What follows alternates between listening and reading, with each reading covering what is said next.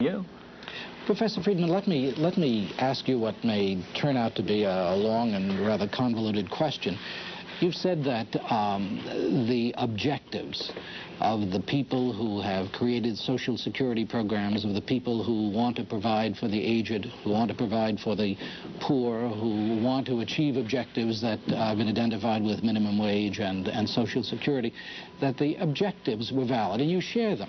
Absolutely. Now, if you share them, how would you have achieved those objectives? The only way you can achieve them, how? In my opinion, which is by voluntary cooperative action. You see, I think there's been one underlying basic fallacy in this whole set of Social Security and welfare measures. And that is the fallacy, this is at the bottom of it, the fallacy that it is feasible and possible to do good with other people's money. Now, you see, that view has two flaws. If I'm going to do good with other people's money, I first have to take it away from them. That means that the welfare state philosophy of doing good with other people's money, at its very bottom, is a philosophy of violence and coercion. It's against freedom, because I have to use force to get the money. In the second place, very few people spend other people's money as carefully as they spend their own. Let me take this down to the situation in New York City right now. About, 6 or 7 or 8 years ago, I've forgotten when it was, John Kenneth Galbraith, in an article he wrote in the New York Times magazine section, said, there are no problems in New York City that would not be solved if the New York City budget were twice what it is now. Now, the New York City budget has since then something like tripled, and all the problems are worse. Why? Because the fact is that it's a confusion to identify the city with the people. The New York City's budget is higher, but that means that the people of New York have less to spend. It's only been transferred from people individually to the city. Now, who spends the money more carefully? The city civil servants or people who are spending their own money? Now, of course, you may say to me, but when the city spends the money, it'll go for the good things, and so even half of it is wasted, it's better off. But that's nonsense. City civil servants and others are just like the rest of us. We're all of us interested in pursuing our own objectives. The label, again, on the bottle may be welfare or health or education, but you have to look at all of the places where it drops off en route to going there.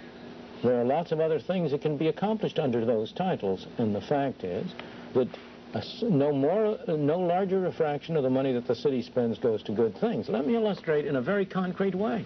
A major problem in New York City is housing. Why? Because of bad governmental policy. Rent control, which was continued in New York after World War II, in the only city in the country where it was continued, everywhere else it was dropped. It has caused enormous abandonment of houses, eroding the tax base. Public housing, governmental subsidy to housing, so that people who occupy it have no incentive to maintain it. If you had eliminated the government from the housing market and left that money in the hands of the people themselves, the housing situation in New York today would be far better than it is. Professor Friedman, I would like to ask you what you mean by in the hands of the people. You use that notion? I mean you and me. I mean the people who pay the taxes, who finance the activities which government engages in. If I take Social Security, I mean instead of having a tax of something like 12%, not quite that, on every worker, up to a maximum limit. It's regressive. Instead of having that tax, if I let him have that money himself, he would be able to invest it in a program for his own old age, which would yield him greater benefits than on the average he can get from the amount that he's now paying. Suppose we grant that and say that that's absolutely true, no question about that. Aren't we in a position, though, of looking back as responsible people to the point at which we had to recognize that many individuals were not doing this? That's a misconception, I believe, of what the historical circumstance was.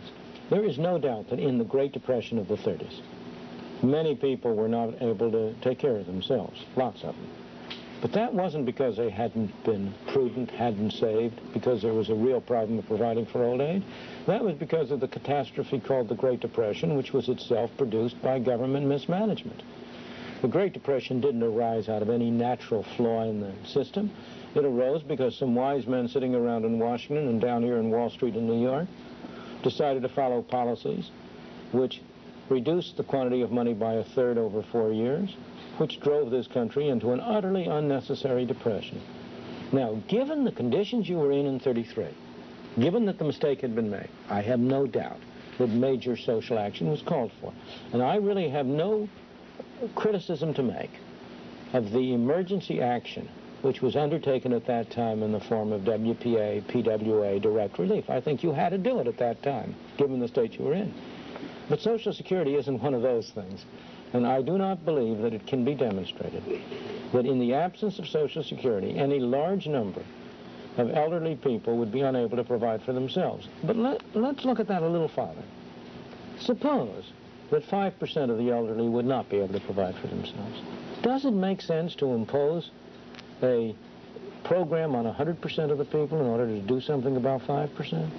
Does that really make sense? You see, that's the great defect in this line of thinking, is that the ideas that have been behind the direction we've been going in is that the people are children who have to be looked after by their paternal, by the intelligent intellectuals and governmental officials who can take care of them.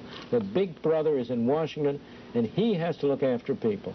Now, I think it's Big Brother that has to be looked after and not the people. Professor Friedman, would it be fair not to use the phrase Big Brother, but to say, yes, the assumption has been that there needs to be, call it what you will, leadership, there needs to be direction, there needs to be even the coercion that you find so distasteful. Is it so totally unfair to say that we didn't live in a paradise even before the mismanagement that you claim brings about the Depression? We didn't live in a paradise, but there is no period in human history in which the ordinary man, had as great an improvement in his lot in life as in the 19th century in the United States when the government was of trivial importance. Then what accounted for the movements, the very strong and positive movements to bring about governmental action? What accounted for those movements, those were fundamentally intellectual movements. They originated primarily in Britain and elsewhere.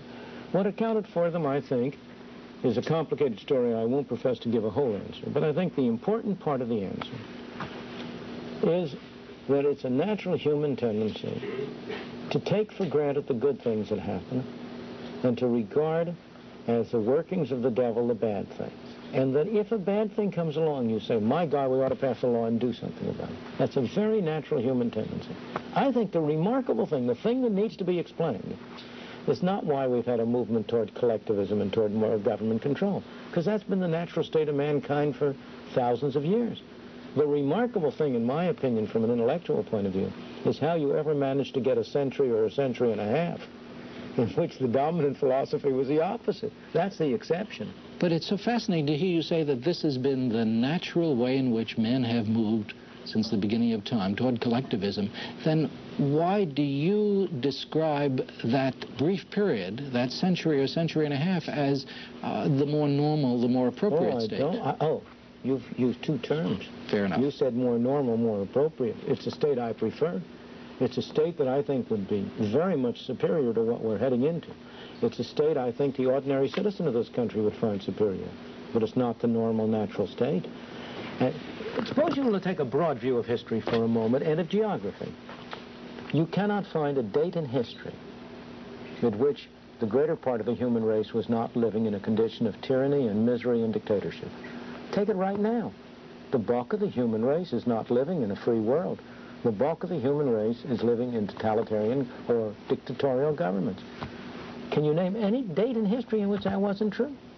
Now, more extreme. Take any place in geography. Put your finger on the globe and go back over time. I don't believe there's a place where you can put your finger on the globe where mankind has, for most of human history, lived except in tyranny and misery. You had a few brief occasions. Greece in the 5th century B.C. And even there it's mixed because you had a slave society. It was a free society for the upper classes, not for the community. You had a brief period during the Renaissance in Italy. You had and then you have the latter part of the 18th and the 19th century, mostly the 19th century, first part of the 20th century. Those are the exceptions, not the rule. Then you're the one who seems to